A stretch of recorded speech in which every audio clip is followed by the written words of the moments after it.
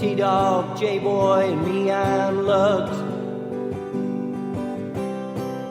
Our pride and joy is pumping our mugs. Be careful, kids, it could get rough.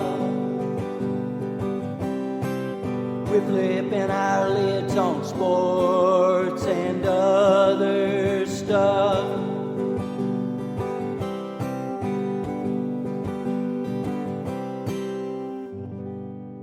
Welcome to Sport Weasel Central. I'm Lugs. I'm J-Boy. And I'm T-Dog. Yes, sir. This is Sports and Other Stuff. Rated number 1 somewhere. We just aren't sure where that is. So here's our headlines. Devastating injury for Dak Prescott. The Falcons clean house. And LeBron wins championship number 4, but he gets killed in the ratings. So our first topic, a devastating, hard-to-watch injury, ankle injury for Cowboys QB Dak Prescott.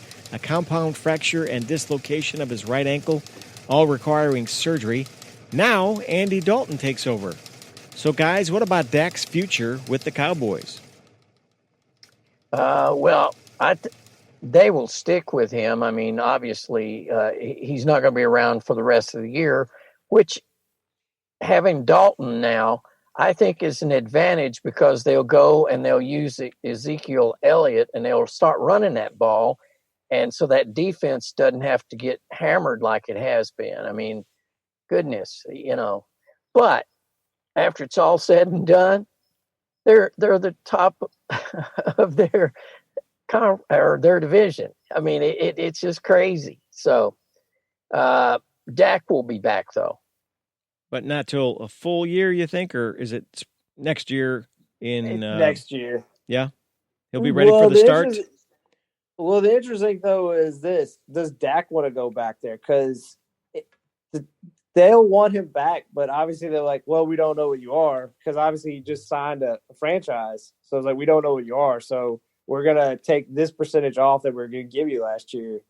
And maybe he's like, you know what? I'll rehab. I'll do another prove-it deal, and I'm going to go somewhere else. I think that's actually in the realm of possibility. I honestly do. So because – I think about this. He hadn't missed a start until now, and he was a 4th-round pick, and he's been drastically underpaid. Now, the one thing I will at least give the Cowboys, the money he was trying to get, I think, high level, like before Patrick Mahomes got the crazy contract, he was still trying to get money that was probably outside of his realm, but he should be paid like a top 5 quarterback. He shouldn't be paid as the number 1 quarterback. You're talking like 30 range, 35 range? Yeah. I mean, he should get paid more obviously than Jared Goff. He's better than Jared Goff. I mean, Jared Goff's contract was ridiculous. But, obviously he's been more, up until this point, he was healthier. And I think his highs weren't as high as what Carson Wentz was a few years ago. But I think his play on average was better than Carson Wentz, so he should have got paid more than him.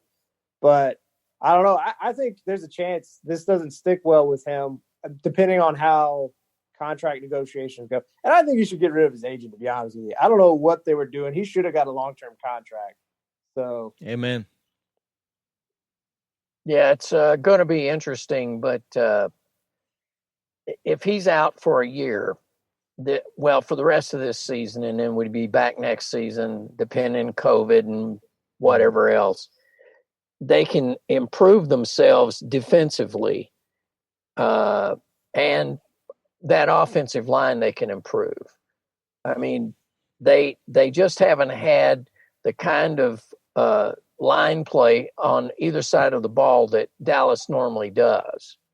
So I think they can win. I think you can win with Andy Dalton. I mean, manage the game, hand off the ball. I was just going to say they got to go ahead and use Ezekiel Elliott. It's like he sort of disappeared from the offense because they've got world-class receivers at every position. So I think the reason why they haven't utilized him more, I'm still not disagreeing with you all on running the ball more. I think it's because, kind of like we all said, like their once great offensive line is actually pretty mediocre. So, and Ezekiel Elliott's talented, but like Tyrone Smith, their left tackle, he's done for the year. Leyland Collins, I mean, I think he's coming back, but I don't know if he's going to be the same Leyland Collins at right tackle as he should be. And they lost their center, Travis Frederick. He retired before this season. So their once great strength, their offensive line is not that anymore. And actually, their strength is their 3 wide receivers and Ezekiel Elliott. It's all skill position players for the most part, are their strength. Can we talk a minute about field turf? Dak, field turf. It gets stuck, you twist, you're done. Am I wrong? Not a fan of field turf. You look at teams that seem like they're habitually bit by the injury bug, like Atlanta. Like, you know, they look like they play on a fast track, and I don't think it's worth it.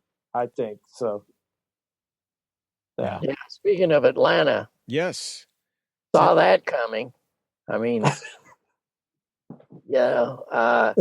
the way, it's time for a quarterback change. I'm sorry.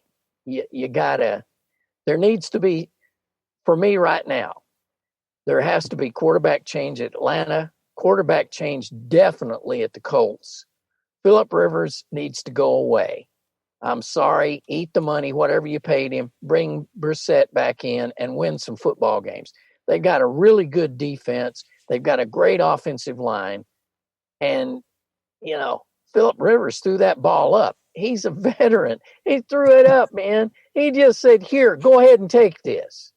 I mean, come on. There's a pop fly to center field. Yeah, you're right. So I think there needs to be some wholesale quarterback changes now. And hats off to Alex Smith for coming back into a game after. Yes, sir. I mean, just that leg folded in 4 different places. It was crazy. Yeah. So, cyborg. Yeah. Wow. A lot to digest there.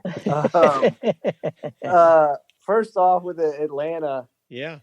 I mean, you can't blame Arthur Blank in terms of this. It was beyond time, the sweep house. I mean, since the 28-3 comeback by the Patriots, Atlanta has just been essentially a zombie, just shuffling around for a few years under Dan Quinn. Wouldn't it suck to be a Falcons fan right now for the past 3 years? Got to be awful. It had to be because, I mean, their whole juice was Kyle Shanahan, and Kyle Shanahan gets the head coaching job for San Francisco, and anything that made their team tantalizing and being able to contend at the top of the tier went with Kyle Shanahan. And you're left with Matt Ryan, who's a good quarterback, the least exciting quarterback in the NFL. He's good, but I mean, if you take a popularity poll with Atlanta fans, I don't even know if he makes the top 3. Like, it's still probably Michael Vick 1, maybe Deion Sanders number 2. I mean, and Rick Redmond number 4. Yeah, Rick Redmond or Chris Redmond. Chris Redmond, whichever. Rick was his dad. Yeah, sorry about that. Yeah, so that Chris, right. Rick, you know, they're same household. Speaking of Shanahan, how long is Garoppolo for San Francisco? I think he's out as well. You know, Warren is welcome. If he doesn't play better, I mean, yeah, it is, to be fair, actually, Lugs did put on a good point. There's a lot of teams with quote-unquote quarterbacks you want as your starters who feel like they might not be starters or even be on the team come next year. Yeah, like you said, Jimmy Garoppolo. There's a chance that Matt Ryan, to be fair, you just make a clean sweep if you get Trevor Lawrence. Or even like Justin Fields. And even like the Lions, as good as I think Stafford is, considering his age, and like even by the time you get a good team around Stafford, he's going to be, you just probably are just better like just to let him go or try to trade him for whatever you can get. So like it is going to be an interesting offseason. I mean, I know we're looking too far ahead right now, but it is Week 5. Yeah. But And hats off to my boy, the Beard, Fitzpatrick, man. MVP. Oh, man, did he have a game or what? Yes, sir. And Yeah. then Derek Carr had a great game, too. I mean, it was just wild. Of course, Ruggs, Bugs, Plugs, whatever that guy's name is. Henry Ruggs. Yeah, if he's the first down the field runner they've had in a long, long time. And Carr was throwing some ropes, man. He was chucking that. Yeah, he looked good. Yeah. KC is not superhuman. Yeah. Henry Ruggs showed why he was the first wide receiver out of a already. You look at what all the rookie receivers are doing this year. It's amazing. Like Henry Ruggs went first for a reason. He gets in the open field, he's gone. I mean, he dusts. He's just going to dust everyone. It's a great win. Not to pat myself on the back, but I feel better about them making the playoffs, like I predicted before the season began. I was wrong on a lot, so I'm not going to pat myself too much on the back. Because I'll go the other way, just because I don't want to pat myself on the back. Guy I was completely wrong on, and I know this guy hasn't won yet since we're just talking about quarterbacks so much. Monday Night Football game, Justin Herbert, what the hell, man? Justin Herbert has yet to win, but I watched the Tampa Bay game and I watched the New Orleans game. His line is garbage. Keenan Allen goes out early in that game. It doesn't matter. That man is just slinging it, and it's very impressive. Slinging some hash. Yeah. I think there's no pressure on him, you know? Yeah. And plus, he just doesn't know what he doesn't know, and he's got skill. I mean, the man does have skill. He'll develop into something really special. I don't think it'll be at San Diego, but that's good because the team's in Los Angeles. Right.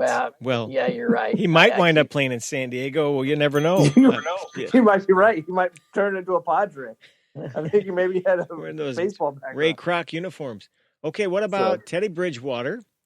And how about Russell Wilson, the new MVP? What a game he pulled out there. Whew. Russell Wilson, he is that team. Yeah. I mean, if they don't have Russell Wilson, they're not winning games.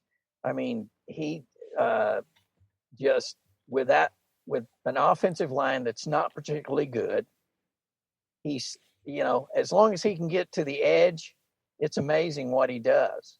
So hats off to a guy that, isn't your prototypical sort of stand-up passer. A tale of two halves. I think he was sacked, 3 or 4 times in that first half. And you're right. Yes. He didn't do a whole lot in the first half. I just want to be on the side.